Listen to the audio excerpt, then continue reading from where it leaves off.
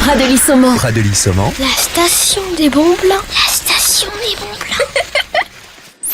Émission spéciale montagne depuis la station de Pradely-Saumon en Haute-Savoie. Bonjour, émission montagne, Radio Sensation part à la rencontre des acteurs de la station de Pradely-Saumon en Haute-Savoie. Aujourd'hui, j'ai le plaisir de recevoir à mes côtés Jean-Philippe Dabert, directeur de la station de Pradely-Saumon. Bonjour. Bonjour. Combien de personnes travaillent à vos côtés pour faire vivre cette belle station ? Alors nous sommes au total 120 personnes à œuvrer durant la saison d'hiver pour proposer toutes les activités à la clientèle qui est nombreuse en séjour ou à la journée pour pratiquer les diverses activités qui s'offrent à eux. Et puis sur le reste en dehors de la saison d'hiver, on est 12 personnes à travailler toute l'année pour préparer ce domaine et en vue de l'ouverture de la saison hivernale. Que représentent les coûts d'entretien d'une station comme celle-ci ? Alors, on a un budget qui est de l'ordre de 5,8 millions à peu près, en tout cas un petit peu moins de 6 millions. Donc un budget qui est à l'équilibre. On fait un chiffre d'affaires de presque 6 millions d'euros et donc on l'équilibre et on dépense toute cette somme pour justement proposer des installations nouvelles. On a un budget qui est à l'équilibre. Juste pour donner un ordre déjà d'idée en termes de charge de personnel, puisqu'on est 120 personnes quand même pendant la saison d'hiver, ça représente déjà à peu près un budget de 2 millions d'euros qui sont alloués justement pour les charges de personnel. Et finalement, qui finance tout ça ? Est-ce que vous avez des aides de la région, du département ?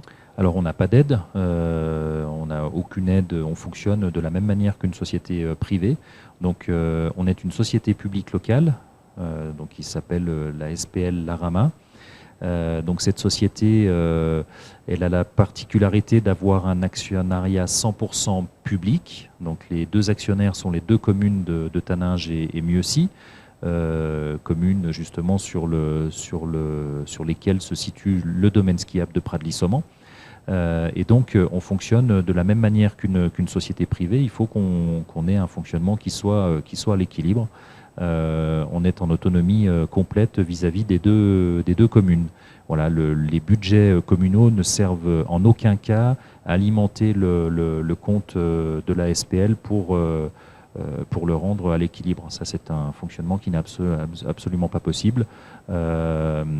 Il faudrait pour ça qu'il y ait une augmentation de capital qui soit faite, mais ça ne sert pas à ça et le capital initial qui a été mis dans la société est simplement le capital, en fait, les choses qui ont été mises à disposition pour le fonctionnement de la société au moment de la création de l'entreprise. Le capital qui est annoncé est simplement celui-ci. La station Pradely-Saumon représente combien en superficie à peu près ? Alors en superficie, j'aurais pas le chiffre exact en nombre d'hectares. Simplement peut-être en kilomètres de piste ça parlera peut-être un petit peu mieux à tout le monde. En quelques chiffres, donc on a 50 km de piste de ski de fond, 55 km de piste de ski alpin et 30 km d'itinéraire piéton. Ça donne un petit peu une idée de l'étendue du domaine. C'est vrai qu'on a un domaine qui est quand même relativement étendu. C'est ce qui fait un petit peu sa particularité. On prend une remontée mécanique qui nous permet à la fois de faire du ski propre et puis cette même remontée mécanique peut servir également de liaison pour basculer sur un autre versant. On a effectivement ce domaine qui est très très étendu. Aujourd'hui, on sait que c'est une difficulté justement pour nous puisqu'on réfléchit pour éventuellement faire diminuer le nombre de téléskis. Pour vous donner aussi des éléments chiffrés, on a sur la station 23 remontées mécaniques au total, on a 6 télésièges et 15 téléskis et puis deux tapis pour les secteurs débutants. Donc l'idée serait de démonter quelques téléskis pour faire un téléporté en lieu et place, mais pour nous c'est difficile. En tout cas, on n'a pas beaucoup de secteurs qui nous permettraient de faire ces modifications d'aménagement. Donc beaucoup de matériel sur ce domaine skiable, un beau parc de machines de damage notamment. Quand faut-il renouveler tout ce matériel ? Alors, au niveau des remontées mécaniques, on a des échéances qui sont assez précises en termes d'heures de fonctionnement, mais aussi de nombre d'années d'exploitation. C'est rythmé, on a une première grande visite qui tombe à 15 ans, aux 15 ans de l'appareil, une deuxième à 25 ans, et ensuite, à partir des 30 ans de l'appareil, on a des démontages qui doivent se faire systématiques tous les 5 ans. Donc là, ça devient un petit peu plus coûteux, et donc il faut se poser la question sur le renouvellement d'une remontée mécanique. C'est un petit peu la même chose pour les engins de damage. On a au total sur la station 9 engins de damage, dont 8 qui fonctionnent quotidiennement pour entretenir l'ensemble des pistes de ski. Et donc là, ces engins de damage, on les renouvelle à peu près tous les 8-9 ans à peu près, ce qui fait qu'on renouvelle une machine tous les ans, une dameuse tous les ans. À l'heure à laquelle on parle, il y a eu de belles tombées de neige dernièrement. Où en êtes-vous de la retenue collinaire, ce qui sert notamment à alimenter les canons à neige? Alors, même si on a eu un enneigement qui était très important ce début de saison, on a eu beaucoup de précipitations sur le mois de décembre. Malgré tout, sur la période de fin novembre, on a eu quand même des températures qui nous ont permis de produire de la neige de culture, donc on a pu quand même produire un petit peu de neige. Aujourd'hui, on a consommé à peu près 19 000 m3 d'eau sur la capacité totale de la retenue collinaire qui se situe au col de la Rama. La capacité totale est de 46 000 m3. Donc on a prélevé pour l'instant à peine la moitié de la capacité totale. On nous annonce un petit peu de froid à partir de la semaine prochaine, donc ce qui nous permettra de produire notamment sur les parties basses, je pense à la partie basse de la piste de Pras-l'Évêque, qui est un petit peu plus basse en altitude.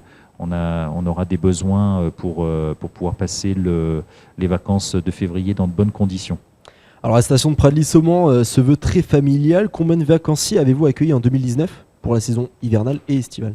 Alors sur la saison hivernale, pareil, là c'est un chiffre qui vous parlera mieux. Ça représente 335 000 journées skieurs. Voilà, donc c'est à peu près la fréquentation totale qu'on a eue sur l'ensemble de la saison. Après, sur l'été, au niveau du domaine skiable, on exploite 2 installations. Un télésiège pour les piétons, le télésiège du Haut-Fleury, qui permet d'accéder à 2000 mètres au point culminant de la station.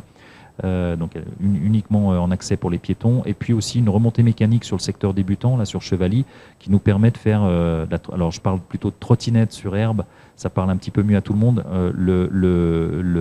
La dénomination de cette activité, c'est le Fat Scoot.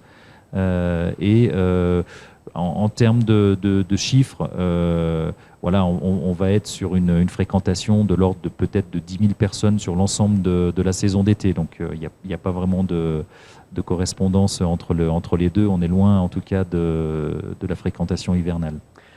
De nombreuses personnes viennent à la montagne mais ne skient pas. Que proposez-vous à ces personnes? Alors on s'attache en tout cas à proposer un maximum d'activités. On a la chance, avec ces plateaux de Pradly et Saumont, déjà de pouvoir pratiquer le ski de fond, de pratiquer aussi la raquette. Donc voilà, ça fait des activités complémentaires au ski alpin. Même si quand même la majorité de nos clients qui viennent ici en séjour viennent avant tout pour faire du ski alpin. On sait que dans une famille, on peut avoir quelques personnes qui ne vont pas pratiquer, donc il faut penser à elles, bien sûr. Alors on a, par le biais de ces itinéraires, on a par exemple ouvert à la pratique du fat bike. Donc ce sont des VTT avec des pneus larges pour évoluer sur les pistes piétonnes, sur le manteau neigeux.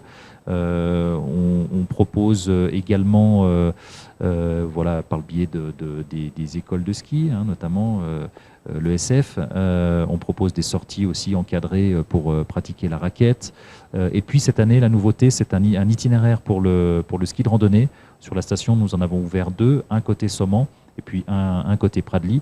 Voilà, donc cet itinéraire, il est sécurisé, il est balisé, et donc là, les pratiquants peuvent, au départ des Moliettes, au départ donc du téléski de Béthais, télésiège de Roy, emprunter un itinéraire sécurisé, jalonné, pour arriver au niveau du lac de Roy, et ensuite ils redescendent sur des pistes sécurisées. Ils ont le choix de redescendre sur une piste bleue ou une piste rouge pour revenir au point de départ. Voilà, ça c'est typiquement ce qu'on propose en complément des activités ski. Eh bien merci Jean-Philippe Dabert, directeur de la station de Pradly-Saumont. Nous on va aller profiter de la station et de ce magnifique soleil avec l'équipe Sensation. Vous pouvez retrouver ce podcast en audio et vidéo sur notre site internet ainsi que sur notre chaîne YouTube Sensation. Sensation Alpes.